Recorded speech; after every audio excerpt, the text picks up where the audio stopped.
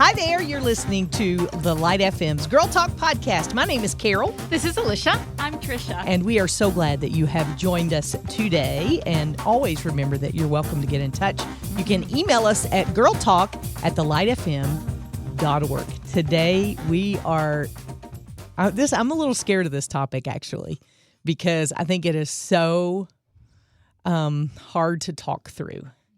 We're going to be talking about when you've been hurt by a believer. Now, this can be like a church hurt, or, there's a lot of stories going around right now about people who have been hurt by the church. Mm-hmm. And so I just thought, hey, let's throw it out there. Let's talk through it. Because I think we all know somebody who has been through a painful experience. One situation happened to me this week. A gal who is, her husband is a pastor. We've had some interactions, some different places, and I just every once in a while think of her, and I'll shoot her a text message. And I saw her in the grocery store, and I couldn't tell if she was like avoiding me, because sometimes people do that, they hide from me, And so I couldn't tell, so I just spoke. I threw up my hand, "Hi, how you doing?" And then I was wheeling my groceries out to my car. And this car pulls up beside me, and the window rolls down. I'm like, okay, what's happening here? And it was her. And she had tears in her eyes, and she said, "I just never feel good enough." Mm. And I think that's what got me to thinking about how we hurt each other inside the church. And I don't, most of the time I don't think it's intentional. But then again, I think sometimes it is. I don't know. I read this book a long time ago. It's by a guy named Dave Burchett, and it's called When Bad Christians Happen to Good People. And he talks about, how we hurt each other in church and we do things. And he went through an experience in his life where his daughter, they had a daughter, and she had some special needs, and the church just did not respond well to that. That need. And so that's so hard to believe. Yeah, I know. Yeah. And so they ended up, being very hurt, of course, by that experience. And we all, my goodness gracious, we can all tell stories. And I think this is more than just hurt feelings. Don't y'all? This goes a little deeper than hurt feelings. Yeah. Well, it makes you question faith. Oh, yeah. In a sense, because these are supposed to be people that are pointing to God and pointing to Jesus and trying to be examples of him, and then they hurt us, and so we think, well, is that what God and Jesus are like? Are they judging me in that way too? Yeah. How could somebody I'm thinking of pastors who fall, make mistakes, and get called out, and the hurt that causes the congregation because they lifted this person up so high, right? And thought that they could do no wrong and followed them and believed in them. And then they find out that they're a real human like the rest of us. Yeah. And what that does and it can shatter some people. Oh, yeah. Yeah, I think that's true. And here's I had a conversation with somebody a long time ago, and they had been profoundly hurt by another believer.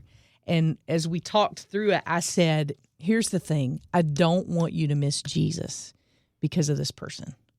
Right. And I think that's what it boils down to for me. And I don't in any way want to minimize anybody's pain, because I know it's real. I've suffered from it myself, and I know it's real. And it's one of those things you got to walk through, and you got to work through, and you got to ask God to help you work through it. And that's sometimes the hardest part, because he reveals things in your heart that aren't right either, But at the same time, I'm not minimizing the pain, but I'm just saying to you, if you have been hurt and you have used that, and you've said, I'm not going back to church because this happened, and I'm not going to engage with anything spiritual because this happened. You can build a resume of pretty significant things that have happened in your life, but then you miss Jesus. And I don't want you to miss Jesus, Yeah. I'm human. I'm going to hurt you. I'm going to make mistakes. I'm going to do things that are so boneheaded, and I go home at night and think, why in the world did I even do that? Right. I think we're all at a different place in our sanctification and what God is doing in our hearts and lives. And sometimes those hurts are a result of that sanctification process, But I don't want you to miss Jesus.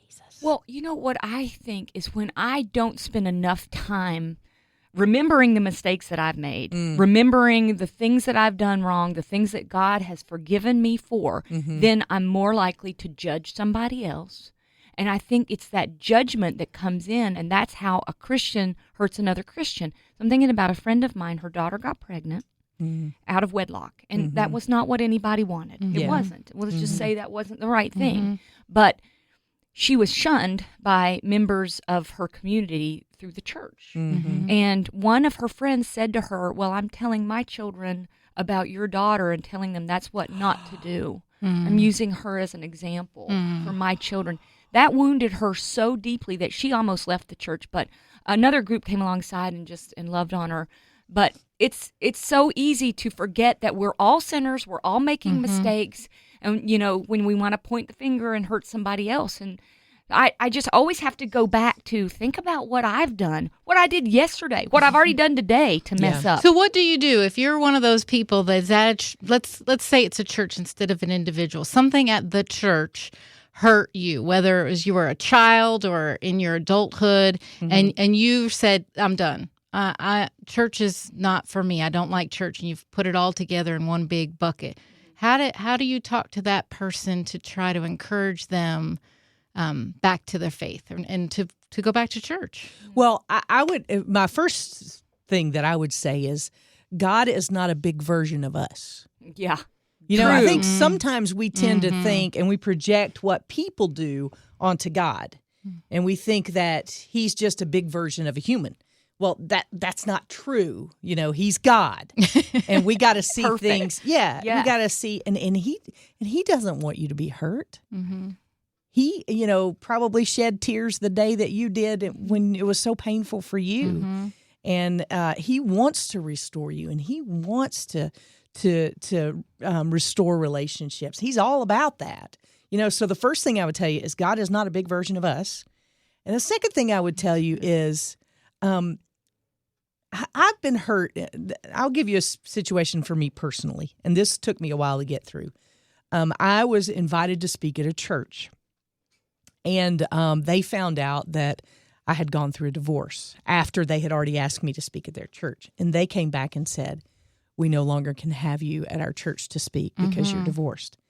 Now, I'm not very often speechless. Y'all know that. But I was kind of like, oh. But the shame that I felt that would be hard. So heavy.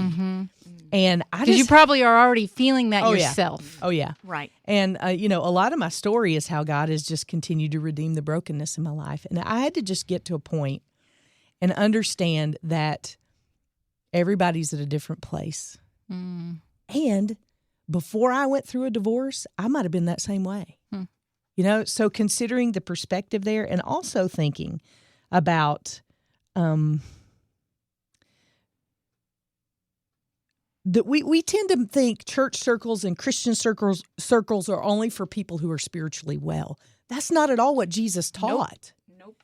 Jesus was there for the people who were spiritually needy. The sick, not and the healthy. People that he didn't hang out with were the religious folk. Right. I mean, I don't know how we get that turned around and we adopt this holier than thou attitude, but that's the very definition of hypocrite, playing a part, because we're all broken. We're all messing up every day. And nobody has ever said, you know what, I am too sick to go to the hospital. Right. Nobody's ever said that. When you get really, really sick, you know where to go. And for those of us who are really, really sinful and sin sick, we got to know where to go. And here's the thing too. If we were doing our jobs as believers, you would not be able to keep people out of the church. I know. It's true. And I'm pointing right back at me. They walk inside our churches and they look around and go, well, it's not working for them. Why should I try it? Or I'm not welcome here. I'm not welcome here. That's a huge feeling. Or I can't keep up with that. Right. Yeah. There's an expectation that, everyone here knows everything and I don't know anything. And it's really probably not true. Right. People are faking it. Hey, it's a great day to be in the house of the Lord. And it is, except for it's not always a happy experience. And I think when we put on those fake facades and go in the church like everything's okay and we don't acknowledge, I'm hurting today. And it's okay if you're hurting too. It just creates this you're not welcome experience. Right. So let's go back to what you said. How do you talk to somebody if you are experiencing hurt, or you have experienced hurt sometime in the past, and that is a reason for you to not, let's say, go back to church or to be a part of spiritual things in your community. I would say two things. I know it's a risk, but you're missing out on something by not being in a fellowship with other believers. And I know that's hard, but you're going to get hurt no matter where you are. I mean, work situations, church situations, it's just going to happen. That's part of the growing process. So I would say you're missing out on something that community could offer you, and they're missing out because you have something to give.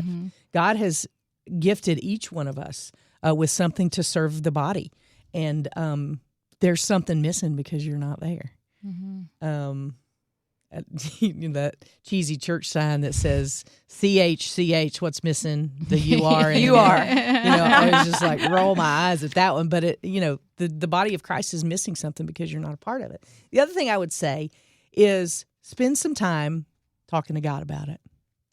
One of the things that we tend to do when we get hurt is that we withdraw and we don't talk to anybody about it.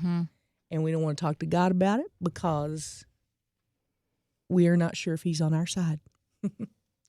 He is on your side. Yeah. But there may be some things in that hurt that you need to see.